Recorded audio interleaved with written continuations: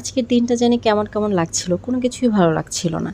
কি রান্না করব সেটাও ভেবে পাচ্ছিলাম না, ভালোই লাগছিল না, কি ভাববো মাথায় কোনো কিছুই আসছিল না।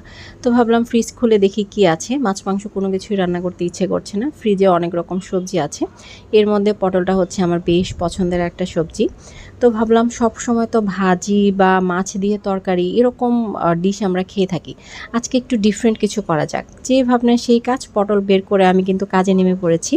আসসালামু আলাইকুম এভরিওয়ান, কেমন আছেন সবাই? আলহামদুলিল্লাহ আমি ভালো আছি। প্রতিদিনের সেই একঘেয়েমি মাছ মাংস থেকে কিন্তু আজকে ছুটি, আজকে একটু ভিন্ন কিছু ট্রাই করব। আর আমরা কিন্তু আসলে অনেক বেশি যান্ত্রিক এবং অলস হয়ে গিয়েছি, যার জন্য যতটা সম্ভব শর্টকাটে করার চেষ্টা করি। আর আমি তার অনেক বেশি অলস, আমি যতটা পারি শর্টকাটে করার ট্রাই করি। এই রেসিপিটা আমি এর আগেও করেছি, বাট ওই তো শর্টকাটে করেছি। বাট আজকে কিন্তু কোনো শর্টকাট না, আমি ইন ডিটেলসে এই রান্নাটি করব। আর দেখব যে শর্টকাট এবং ডিটেলস দুটোর পার্থক্যটা কি, টেস্টের কতটুকু পার্থক্য হয়। সেজন্যই কিন্তু আজকে আমি খুব রিল্যাক্সে সময় নিয়ে রান্নাটা করছি, যেহেতু আজকে মাছ মাংসের কোনো ঝামেলা নেই, শুধু পটল দিয়ে দারুণ একটা রেসিপি করব। এর জন্যই কিন্তু খুব রিল্যাক্সে আমি রান্নাবান্না করছি। এই তো দেখুন, আমি কিন্তু আগুনটা ধরিয়ে দিয়েছি, এবার হচ্ছে আমার রান্না শুরু। বাকি প্রসেসিংগুলো কিন্তু হয়ে গিয়েছে। এবার দেখা যাবে যে রান্না হওয়ার পর দেখতে কেমন লাগে এবং খেতে কেমন লাগে।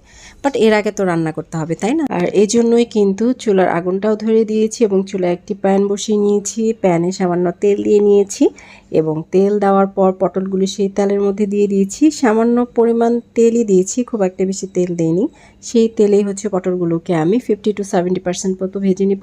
100% ভাজার কোনো দরকার নেই, বাট এই রেসিপিটাও কিন্তু আমার আরেকটা চ্যানেলে দেওয়া আছে, আপনারা চাইলে সেখান থেকে দেখে নিতে পারেন। পুরো রেসিপিটি কিন্তু সেখানে আছে। আমি আবার সেই কুকিং চ্যানেলের লিঙ্কটা ডেসক্রিপশন বক্সে দিয়ে দিব, আপনারা সেখান থেকে পুরো রেসিপিটা দেখে নিতে পারেন। বাই দ্য ওয়ে, আমি তো ভুলেই গিয়েছি রেসিপিটার নাম বলতে।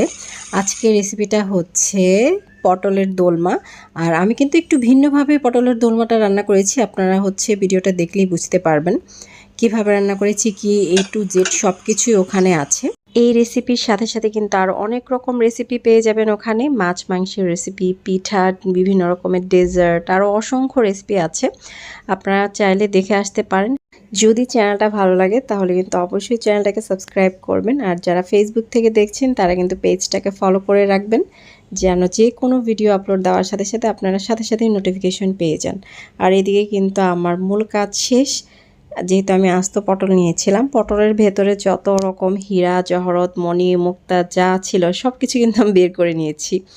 এবার আমার পালা হচ্ছে সেই পটলের ভেতরটা আবার ভরে দেওয়া। আমি কিন্তু সেই কাজটাই করেছি, আবারও সেই হীরা জহরত মণি মুক্তা যা যা ছিল সব কিছু দিয়ে ভরে নিয়েছি।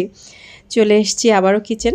আমার কাজ হচ্ছে এবার মূল রান্নাটা করা, এটাই কিন্তু আমার লাস্ট স্টেপ। এটার পরে কিন্তু ফাইনাল রেসিপি রেডি হয়ে যাবে। তা আমি চুলায় বসিয়ে দিলাম। মশলাটাকে কিন্তু খুব ভালোভাবে কষিয়ে নিতে হবে। মশলাটা যত ভালোভাবে কষানো হয় খাবারটা কিন্তু খেতে তত বেশি ভালো লাগে। আর এই জন্যই আমি সবসময় চেষ্টা করি মশলাটাকে খুব ভালোভাবে কষিয়ে নেওয়ার জন্য। আজকেও কিন্তু সেটা ব্যতিক্রম করিনি, আমি মশলাটাকে খুব ভালোভাবে কষিয়ে নিয়েছি। এরপর কিন্তু আমার বাকি প্রসেসিং শুরু হয়ে গিয়েছিল।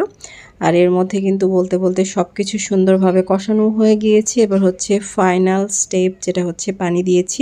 পানি দেওয়ার পর ঢাকনা দিয়ে ঢেকে দিচ্ছি, যেন পটলটা প্রপারলি খুব সুন্দরভাবে সেদ্ধ হয়, সেজন্যই ঢাকনা দেওয়া। আমার রান্নাটাও কিন্তু অলমোস্ট হয়ে এসছে। এবার আমি হচ্ছে এতে কাঁচামরিচ দিয়ে দিলাম, এতে করে সুন্দর একটা ফ্লেভার ছড়াবে। কোনো রকম ঝাল ছড়াবে না, কারণ আমি কিন্তু কাঁচামরিচটা আস্তই ব্যবহার করেছি। তো ফাইনালি আমার রান্না কিন্তু শেষ। এই হচ্ছে ফাইনাল চেহারা, দেখতে পাচ্ছেন।